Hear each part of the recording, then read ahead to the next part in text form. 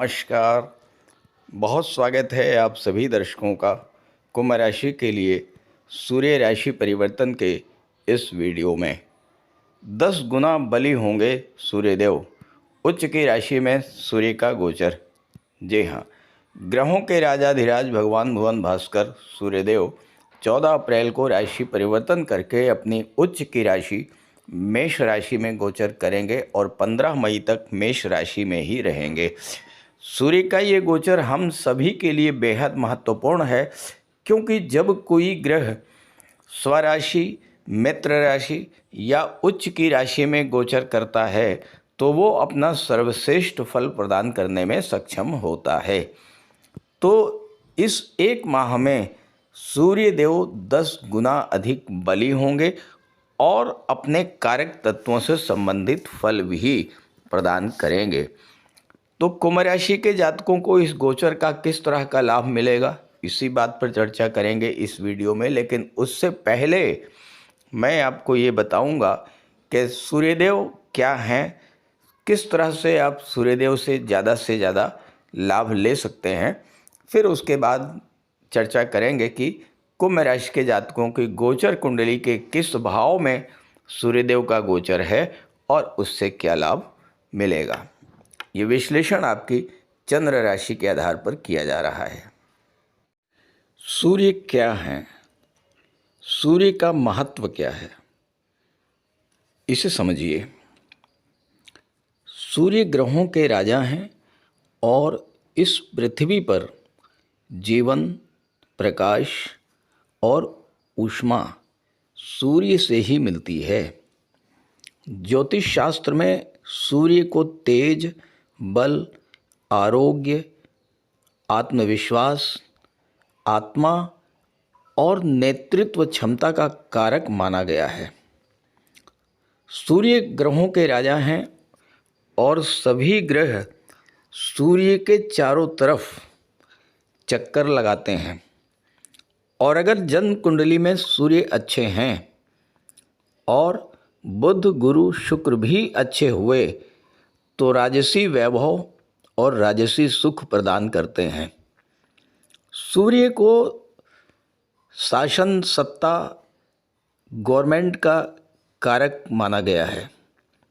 और अगर जन्म कुंडली में सूर्य मंगल बली हैं, केंद्र या त्रिकोण में हैं, तो सूर्य जातक को शासन प्रशासन में, गवर्नमेंट सेक्टर में उच्च पद और मान सम्मान दिलाते हैं। लेकिन सूर्य प्रधान जातक किसी के अधीन रहकर काम करना पसंद नहीं करते हैं। जिन जातकों की जन्म कुंडली में सूर्य बली होते हैं वो स्वतंत्र रूप से कार्य करते हुए कोई ऐसा व्यापार, व्यवसाय या उद्योग स्थापित करते हैं जिसमें उनके अधीनस्थ सैकड़ों हजारों लोग कार्य करते हैं। जन्म कुंडली में अगर सूर्य के साथ मंगल भी बली हुए तो ऐसा जातक जीवन के हर क्षेत्र में लोगों का नेतृत्व तो करता ही है, साथ ही साथ डिफेंस, आर्मी, पुलिस, स्पोर्ट्स के क्षेत्र में नेम, फेम और उच्च पद भी प्राप्त करता है। वहीं अगर सूर्य कमज़ोर हुए तो आत्मविश्वास में कमी आती है, स्वास्थ्य संबंधी समस्याएं परेशान करती हैं और हर क्षेत्र में असफलता मिलती है। सूर्य को पिता का कारक माना गया है और अगर आप चाहते हैं कि सूर्य का शुभ फल आपको निरंतर मिलता रहे तो अपने पिता का विशेष ध्यान रखें। पिता की सेवा करें, उनका आशीर्वाद प्राप्त करें। भूल करके भी पिता को किसी तरह का कष्ट ना दें। साथ ही साथ अपने बॉस, अपने सीनियर से संबंध अच्छे बना करके रखें। सूर्य गवर्नमेंट के कारक होते हैं, ऐसे में सरकारी अधिकारियों और कर्मचारियों से संबंध अच्छे रखेंगे तो सूर्य को तो बल प्राप्त होगा ही, गवर्नमेंट से जुड़े आपके कार्य भी आसानी से पूरे होते रहेंगे। तो आइए समझते हैं कि आपकी जन्म कुंडली में या गोचर में सूर्य किस भाव में बैठे हुए हैं और उसका क्या लाभ आपको प्राप्त होगा। तो ये है कुंभ राशि के जातकों की कुंडली। सूर्यदेव 14 अप्रैल को राशि परिवर्तन करके आपकी कुंडली के तीसरे भाव में मेष राशि में गोचर करेंगे और यहाँ पर सप्तम भाव के स्वामी होकर के मेष राशि में रहेंगे और सूर्य की दृष्टि नवम भाव पर पड़ेगी। आपके लिए अच्छी बात यह है कि गुरु की दृष्टि भी नवम भाव पर पड़ रही है, जो कि भाग्य के कारक होते हैं। मैंने थंबनेल में लिखा है कि 10 गुना बली होंगे सूर्यदेव। तो इसके पीछे क्या लॉजिक है, आप पहले ये समझिए। देखिए, पिछले 2 महीने से सूर्यदेव लगातार कष्ट में थे, लगातार पीड़ित अवस्था में गोचर कर रहे थे। पहले लग्न में आए, जब लग्न में आए तो यहाँ पर राहु से पीड़ित हुए, राहु के साथ सूर्य का गोचर 1 माह तक रहा। फिर लग्न से धन भाव में आए तो यहाँ पर शनि के साथ सूर्य का गोचर रहा। अब शनि और राहु दोनों से पीड़ित रहे सूर्यदेव। तो 2 माह तक लगातार कष्ट झेलने के बाद, लगातार पीड़ा सहन करने के बाद अब सूर्य एक बहुत अच्छी स्थिति में आए हैं, अपनी उच्च की राशि में गोचर करेंगे। तो पहला कार्य क्या करेंगे? सबसे पहला कार्य तो ये करेंगे कि नवम भाव को प्रकाशित करेंगे, भाग्य भाव को प्रकाशित करेंगे। आपके भाग्य में जो अंधेरा छाया हुआ था, आपका भाग्य आपका साथ नहीं दे रहा था, आप एफर्ट बहुत कर रहे थे लेकिन उसका फल नहीं मिल पा रहा था, तो पहला प्रभाव आपके भाग्य पर पड़ेगा, यानी भाग्य का साथ अब आपको मिलना शुरू हो जाएगा, क्योंकि गुरु और सूर्य दोनों का संयुक्त प्रभाव नवम भाव पर रहेगा तो भाग्य चमकेगा।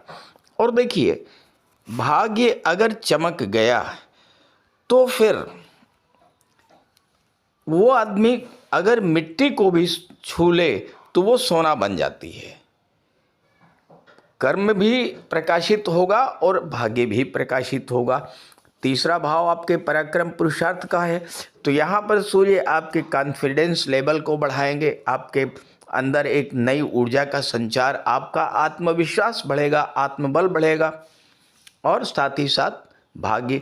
तो इस समय भाग्य और कर्म, भाग्य और पुरुषार्थ दोनों पर सूर्य का नियंत्रण है और गुरु का सपोर्ट आपके भाग्य को मिल रहा है और गुरु की दृष्टि एकादश पर है। तो धन की जो समस्या आपके सामने, जो फाइनेंशियल क्राइसिस की स्थिति आपके सामने बनी, वह भी समाप्त होगी इस गोचर काल में। जब भाग्य जागृत होगा, आपके काम बनने शुरू हो जाएंगे और धन की आमद शुरू होगी। अब ये भाग्य का जागृत होना सबसे ज़्यादा किस भाव को प्रभावित करेगा, आप ये समझें। ये सप्तम भाव को सबसे ज़्यादा प्रभावित करेगा, क्योंकि सप्तमेश हैं सूर्यदेव। अब सप्तम भाव क्या है? सप्तम भाव होता है व्यापार, सप्तम भाव होता है दशम का दशम होने के नाते आपका कैरियर, आपका प्रोफेशन। और आपका कैरियर, आपका बिजनेस अगर चमक गया तो इससे अच्छी बात कुछ नहीं हो सकती, क्योंकि सारी समस्याओं का की जो जड़ है वो है धन, पैसा। पैसा अगर नहीं है आपके पास तो जीवन में लगातार समस्या ही समस्या बनी रहेगी। और पैसा कहाँ से आएगा? पैसा आता है व्यापार से, या पैसा आता है आपके प्रोफेशन से। आप जो भी काम कारोबार करते हैं, धन वहाँ से आता है।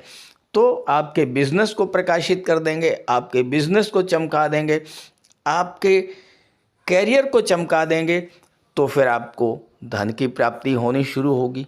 दूसरी चीज़, सूर्य गवर्नमेंट को दर्शाते हैं।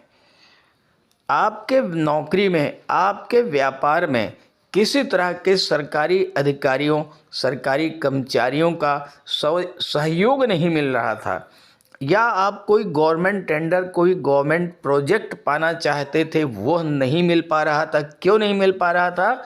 क्योंकि पिछले 2 महीने से आपकी कुंडली में सूर्य पीड़ित अवस्था में थे। पहले राहु के साथ थे, फिर शनि के साथ थे। तो जो सपोर्ट आपको गवर्नमेंट से मिलना चाहिए था या गवर्नमेंट से जो लाभ मिलना चाहिए था, वो आपको नहीं मिल पा रहा था। अब वो आपको मिलना शुरू हो जाएगा। कोई गवर्नमेंट प्रोजेक्ट मिल सकता है, किसी गवर्नमेंट स्कीम का लाभ मिल सकता है, या जो छात्र प्रतियोगी परीक्षाओं की तैयारी कर रहे थे उनको सफलता मिल सकती है। सूर्य पिता के कारक होते हैं।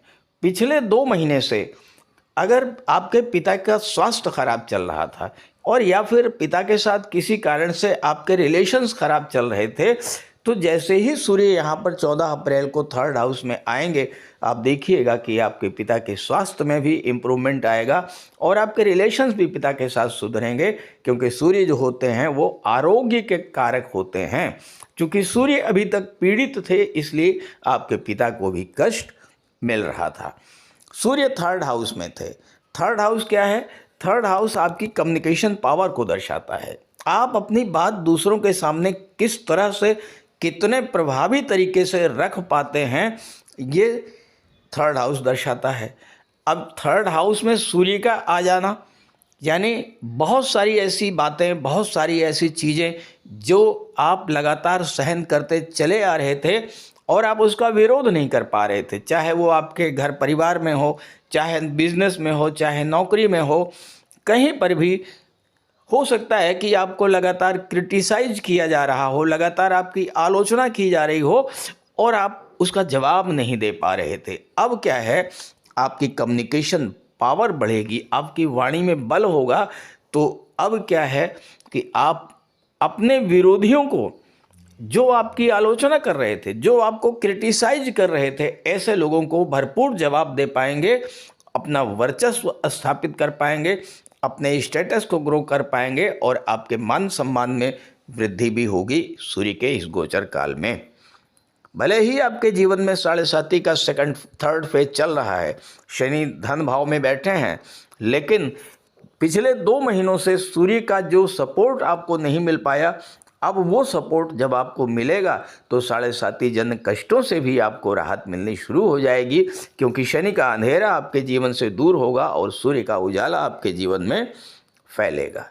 तो इस गोचर का लाभ उठाइए, अपने पिता का मान सम्मान करते रहिए, पिता का आशीर्वाद प्राप्त करते रहिए, सूर्य को जल दीजिए, सूर्य की आराधना कीजिए, गायत्री मंत्र का पाठ कीजिए, आदित्य हृदय स्तोत्र का पाठ करते रहिए और देखिए कि सूर्य किस तरह से आपके भाग्य को जागृत करते हैं और किस तरह से आपको अपने कार्य क्षेत्र में सफलता मिलती है। तो इस वीडियो को अपने साथियों को, मित्रों को भी ज़रूर शेयर कर दीजिएगा। और अगर आप अपनी कुंडली का विश्लेषण कराना चाहते हैं तो इसी वीडियो के डिस्क्रिप्शन बॉक्स में मैंने अपना व्हाट्सएप नंबर दे दिया है, आप वहां से कांटेक्ट कर सकते हैं। साथ ही साथ स्क्रीन पर भी मैं अपना व्हाट्सएप नंबर शेयर कर दे रहा हूं, आप इसे नोट कर लें, 9058144128। नमस्कार।